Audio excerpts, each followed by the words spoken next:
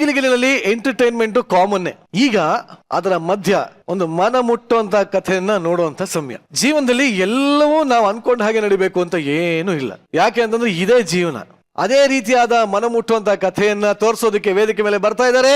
ಚಪ್ಪಾಳೆಗಳೊಂದಿಗೆ ಸ್ವಾಗತಿಸಿ ಶಿವು, ಮಾನ್ಸ, ಮಹಿತಾ ಹಾಗೂ ಧನ್ರಾಜ್.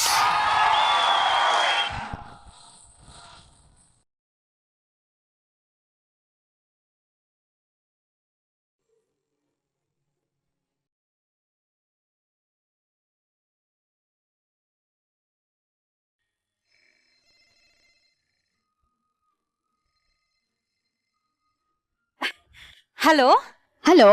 ಹಾ ಸುಷ್ಮಾ, ಹೇಳೆ. ಹೇಗಿದ್ಯಾ ಲಕ್ಷ್ಮಿ? ಚೆನ್ನಾಗಿದ್ದೀನಿ ಕಣೆ, ನೀ ಹೇಗಿದ್ಯಾ? ಚೆನ್ನಾಗಿದ್ದೀನಿ ಕಣೆ. ಏನ್ ಮಾಡ್ತಿದ್ದೆ? ಅದೇ ಹೇಳಿದ್ನಲ್ಲೇ, ಇವತ್ ನಮ್ ಸೈಟ್ ರಿಜಿಸ್ಟ್ರೇಷನ್ ಇದೆ ಅಂತ, ಅದಕ್ಕೆ ಅಲ್ಲಿ ಹೊರಡಕ್ಕೆ ತಯಾರಾಗ್ತಿದ್ದೆ. ರಿಜಿಸ್ಟ್ರೇಷನ್ ವರ್ಗೂ ಬಂತಾ? ಹ್ಞೂ ಕಣೆ. ತುಂಬಾ ಒಳ್ಳೇದಾಯ್ತು ಕಣೆ. ಪೂಜೆಗೆ ಹೇಳ್ತೀನಿ, ಮರಿದೆ ಬಂದ್ಬಿಡೆ. ಸರಿನಮ್ಮ. ಸರಿ ಅಮ್ಮ. ಸರಿ ಕಣೆ, ನಮ್ಮ ಮನೆಯವ್ರು ಬಂದ್ರು, ನಿಂಗ್ ಆಮೇಲೆ ಫೋನ್ ಮಾಡ್ತೀನಿ. Okay okay bye. ಲಕ್ಷ್ಮಿ, ಬಂದೆ ರೀ. ಆ ಫೈಲ್ ತಗೊಂಡಾ? ಹಾ ರೀ. ರೀ ಈಗ ಬಂದ್ರಾ?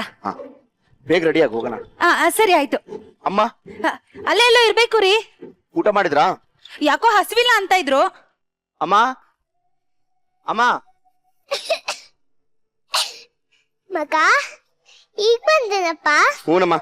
ಕೆಲ್ಸ ಮುಗೀತಾ? ಆಯ್ತು. ಊಟ ಯಾಕೆ ಮಾಡಿಲ್ಲ? ಯಾಕೋ ಹಸಿ ಇಲ್ಲಪ್ಪ. ಯಾಕಮ್ಮ ಕೆಮ್ತಾ ಇದೆಯಾ? ಯಾಕೋ ನೆನ್ನೆಯಿಂದ ವಿಪರೀತ ಕೆಮ್ಮಪ್ಪ. ಲಕ್ಷ್ಮಿ, ಹೊರಡೋಣ.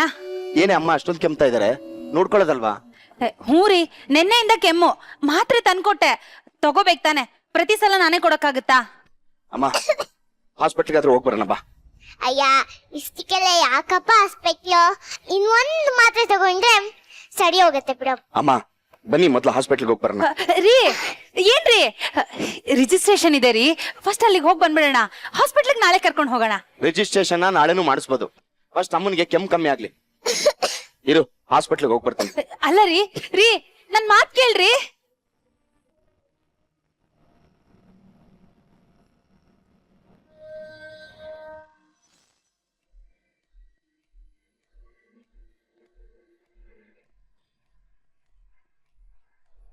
ಡಾಕ್ಟರ್ ಬನ್ನಿ. ಅಮ್ಮನ್ಗೆ ಏನಾಯ್ತು ಡಾಕ್ಟರ್? ನೋಡಿ, ಅವ್ರಿಗೆ 2 ಲಂಗ್ಸು ತುಂಬಾ ಡ್ಯಾಮೇಜ್ ಆಗಿದೆ. ಇಮಿಡಿಯೇಟ್ ಆಗಿ ಆಪರೇಷನ್ ಮಾಡಿಲ್ಲ ಅಂದ್ರೆ ನಿಮ್ ತಾಯಿಯವರ ಜೀವಕ್ಕೆ ತುಂಬಾ ಅಪಾಯ ಇದೆ. ಡಾಕ್ಟರ್, ಆಪರೇಷನ್ಗೆ ಎಷ್ಟು ಖರ್ಚಾಗ್ಬೋದು? ಒಂದು 15ರಿಂದ 20 ಲಕ್ಷ ಖರ್ಚಾಗುತ್ತೆ. ಸರಿ ಡಾಕ್ಟರ್, ನೀವು ಆಪರೇಷನ್ ಶುರು ಮಾಡ್ಕೊಳ್ಳಿ, ನಾನು ದುಡ್ಡು ಅಡ್ಜಸ್ಟ್ ಮಾಡ್ಕೊಂಡ್ಬರ್ತೀನಿ. ಸರಿ ನೋಡಿ, ನಾನು ಒಂದಷ್ಟು ಟ್ಯಾಬ್ಲೆಟ್ಸ್ ಕೊಟ್ಟಿರ್ತೀನಿ, ಅದನ್ನ ಟೈಮ್ ಟು ಟೈಮು ಅವರಿಗೆ ಕೊಡ್ತಾ ಇರಿ. ಸರಿ ಡಾಕ್ಟರ್. ಅಮ್ಮ ಏನಂತಪ್ಪ? ಏನಿಲ್ಲಮ್ಮ, ಬಾ ಮನೆಗೆ ಹೋಗೋಣ.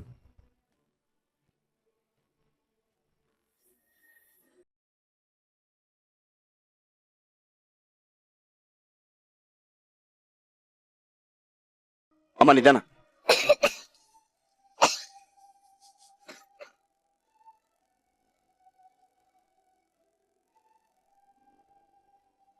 ರೀ ಬಂದ್ರಾ? ಸಂಜೆ 4:15ಗೆ ರಿಜಿಸ್ಟ್ರೇಷನ್ ಆಫೀಸ್ ಕ್ಲೋಸ್ ಆಗ್ಬಿಡುತ್ತೆ ರೀ. ಬನ್ರಿ ಹೋಗ್ ಬರೋಣ. ಈ ಟ್ಯಾಬ್ಲೆಟ್ ತಗೋ, ಇನ್ಮೇಲೆ ಕರೆಕ್ಟ್ ಟೈಮ್ಗೆ ಅಮ್ಮನ್ಗೆ ಟ್ಯಾಬ್ಲೆಟ್ ಕೊಡೋದ್ ಕಲ್ಕೋ. ಸರಿ ರೀ, ಆಯ್ತು, ಹೋಗ್ ಬರೋಣ. ಫಸ್ಟ್ ಅಮ್ಮನ್ ಊಟಕ್ಕೆ ಕೊಡೆ. ಸರಿ ಆಯ್ತು.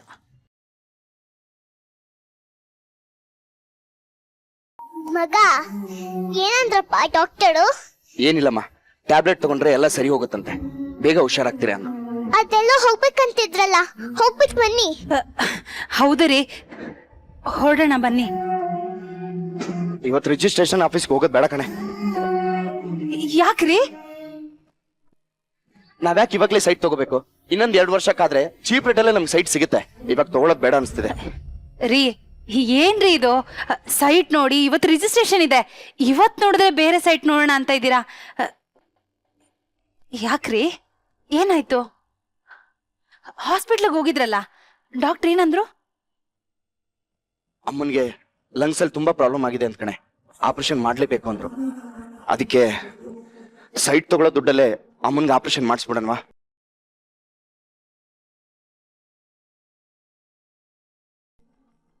ಅದೇ ಅನ್ಕೊಂಡೆ, ಇವಾಗ ಏನಕ್ ಮಾತು ಉಲ್ಟಾ ಪಡ್ತಿದ್ದಾರೆ ಅಂತ. ಏನ್ರಿ ಇದು? ಹಾ, ನಿಮ್ಗೇನಾದ್ರೂ ತಲೆ ಕೆಟ್ಟಿದ್ಯೇನ್ರಿ? ಇದೇ ಪರಿಸ್ಥಿತಿ ನಿನ್ ತಾಯಿ ಬಂದಿದ್ರೆ ಏನ್ ಮಾಡ್ತಿದ್ದೆ ನೀನು? ನನ್ ತಾಯಿ ಬಗ್ಗೆ ಯಾಕ್ರಿ ಮಾತಾಡ್ತಾ ಇದ್ದೀರಾ? ಈ ವಯಸ್ಸಲ್ಲಿ ಕೆಮ್ಮು, ಮಂಡಿ ನೋವು, ಕಾಲ್ ನೋವು ಬರೋದೆಲ್ಲ ಸಹಜನೇ. ಅದಕ್ಕೆಲ್ಲ ಯಾರಾದ್ರೂ ಲಕ್ಷ ಲಕ್ಷ ಖರ್ಚು ಮಾಡಿ ಆಪರೇಷನ್ ಮಾಡಿಸ್ತಾರ? 3 ದಿನ ಮಾತ್ರೆ ಕೊಟ್ರೆ ಸರಿ ಹೋಗುತ್ತೆ. ಅಷ್ಟಕ್ಕೂ ಆಪರೇಷನ್ ಮಾಡಿಸಿದ್ರೆ ನಿಮ್ಮಮ್ಮ 100 ವರ್ಷ ಬದುಕಲ್ಲ. ಇವತ್ತೋ ನಾಳೆನೋ ಬಿದ್ದೋಗೋ ಮರ. ಲಕ್ಷ್ಮಿ, ನಾಲ್ಗೆ ಬಿಗಿ ಹಿಡಿದು ಮಾತಾಡು. ಸುಮ್ನೆ ಬಾಯಿಗೆ ಬಂದಿದ್ದೆಲ್ಲ ಮಾತಾಡಕ್ ಹೋಗ್ಬೇಡ ನೀನು. ನಾನೇನಂತ ತಪ್ಪು ಮಾತಾಡ್ದೆ? ನಾನೇನ್ ನನ್ ಸ್ವಾರ್ಥಕ್ ಮಾಡ್ಕೊಂಡ? ನಮ್ ಸಂಸಾರ ಚೆನ್ನಾಗಿರ್ಬೇಕು, ನಮ್ ಮಕ್ಳ ಭವಿಷ್ಯ ಚೆನ್ನಾಗಿರ್ಬೇಕು ಅಂತ ತಾನೆ. ನನ್ ಪರಿಸ್ಥಿತಿನೂ ಸ್ವಲ್ಪ ಅರ್ಥ ಮಾಡ್ಕೋ. ನಾನೇನ್ ಇವಾಗ ಸೈಟ್ ತಗೊಳ್ಳೋದು ಬೇಡ ಅಂತ ಹೇಳ್ತಿಲ್ಲ, ಆಪರೇಷನ್ ಮಾಡಿಸೇ ಬಿಡ್ತೇನೆ ಅಂತಾನೂ ಹೇಳ್ತಿಲ್ಲ. ನಂಗೆ ಸ್ವಲ್ಪ ಟೈಮ್ ಕೊಡು. ಗೊತ್ತಾಯ್ತು ರೀ,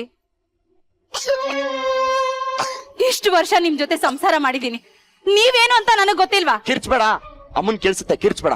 ಕೇಳಿಸ್ಲಿ ಬಿಡ್ರಿ, ಕೇಳಿಸ್ಲಿ ಬಿಡಿ. ಇಷ್ಟಕ್ಕೆಲ್ಲ ಅವರೇ ಕಾರಣ ಅಂತ ಅವ್ರಿಗೂ ಗೊತ್ತಾಗ್ಲಿ.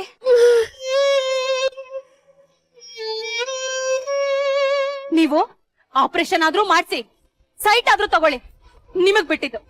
ನನ್ನ ಮಾತು ಏನ್ ನಡೆಯುತ್ತೆ ಈ ಮನೆಯಲ್ಲಿ? ಎಲ್ಲ ನನ್ ಕರ್ಮ.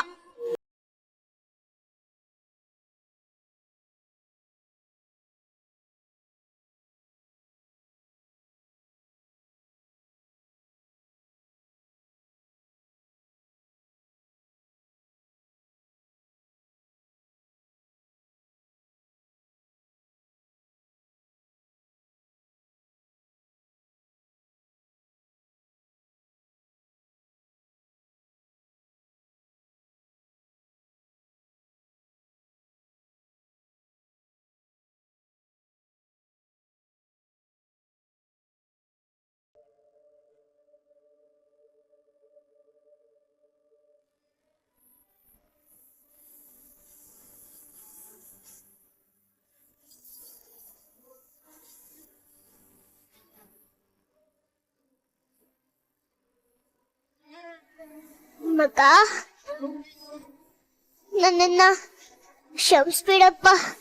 ನನ್ನಿಂದ ನೀವಿಬ್ರು ಜಗಳಾಡಕ್ಕಾಯ್ತು. ಅಷ್ಟಕ್ಕೂ ಹೆಂಡತಿ ಹೇಳಿದ್ರಲ್ಲಿ ಏನಪ್ಪ ತಪ್ಪಿದೆ?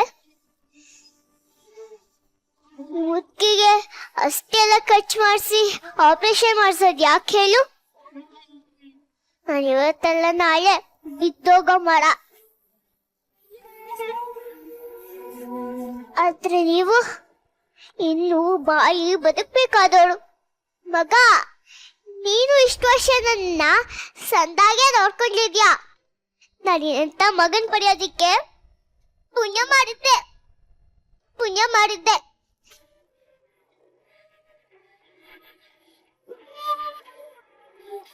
ಇನ್ಮೇಲೆ ನಾನು ನಿನಗೆ ಯಾವತ್ತೂ ಕಷ್ಟ ಕೊಡೋಕೆ ಇಷ್ಟಪಡಲ್ಲ.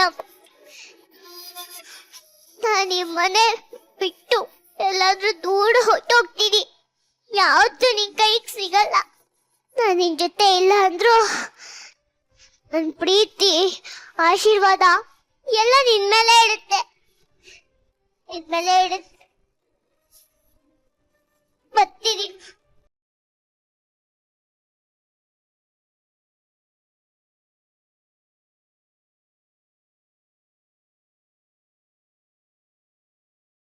ಅಬ್ಬಾ, ನೀನು ಈ ಮನೆ ಮಹಾಲಕ್ಷ್ಮಿ. ಎಲ್ಲ ಜವಾಬ್ದಾರಿನು ನೀನೇ ತಕ್ಕೊಬೇಕು. ನಂದೇನಾದ್ರೂ ತಪ್ಪಿದ್ರೆ ಕ್ಷಮಿಸ್ಬಿಡು.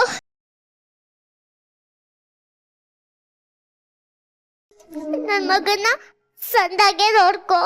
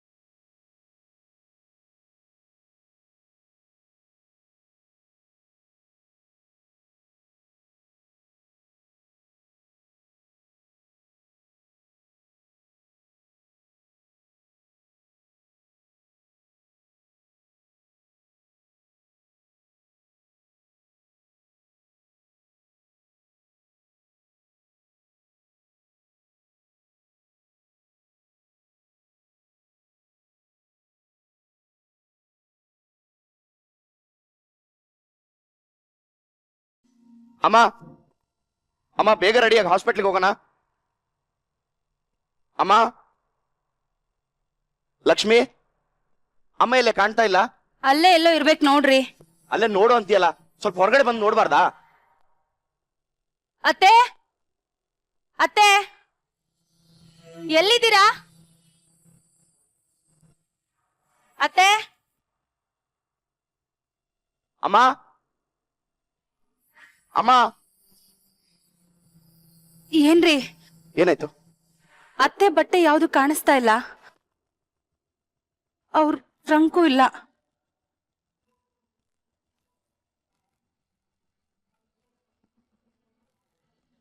ಅಮ್ಮ